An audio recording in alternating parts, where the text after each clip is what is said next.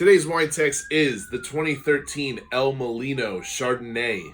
So this is one of Napa Valley's oldest wineries. We've done the Pinot Noir before, and honestly, that was one of my favorite Pinot Noirs, so I'm even more excited to taste the Chardonnays, especially with this amount of age on it from a really good vintage. I think the Chardonnay is going to drink really, really well right now. So if you don't remember, El Molino is one of the all-time oldest wineries within Napa Valley. It was founded in 1871, but even before that, it was one of the first kind of large drop vineyards that were grown in Napa Valley. They grew something called a mission grape in 1848, and then later on, when they started finding out and settling in and bringing more of the normal French-style grapes over, they solidified themselves and actually started making larger production wines in 1871, and that's when they kind of quote-unquote founded the winery. So being one of the oldest, definitely knows the terroir the most.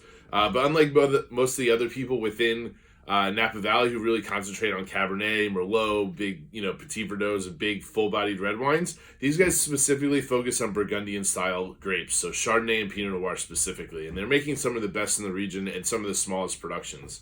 2013 was an exceptional year if you know anything about Napa Valley. It's one of the best vintages in the last 20, 30 years.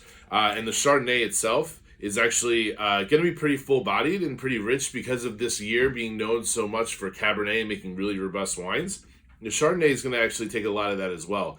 They harvested this in the late August, which is super early for Napa Valley. It just shows how intense and how kind of rich that vintage is really going to be.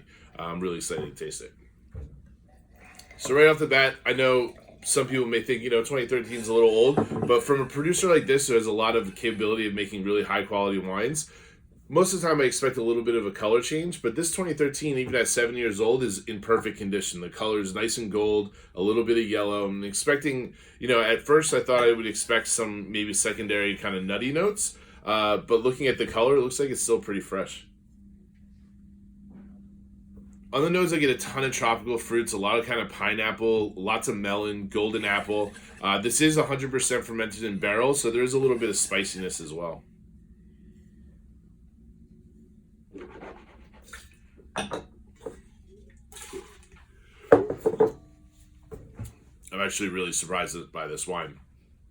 I thought it was going to be a little bit more on the savory side just because of the age on it, but there's still a ton of fruit. Super vibrant. Lots of those tropical fruits, again, pineapple, get a little bit of this like guava thing going on. Lots of vanilla. There's no forced malolactic fermentation, so there's a tiny bit of butter, but not an insane amount of it, which I think is great and balanced. And on the finish, there's a ton of that kind of vanilla spice coming from the fermentation in oak.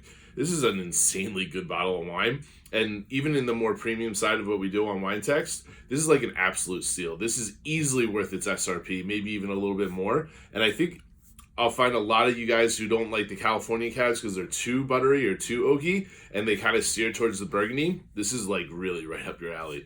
Super tasty, really cool stuff. Only 860 cases of this produced in total. Bringing it to you. Have fun. Enjoy. See you soon.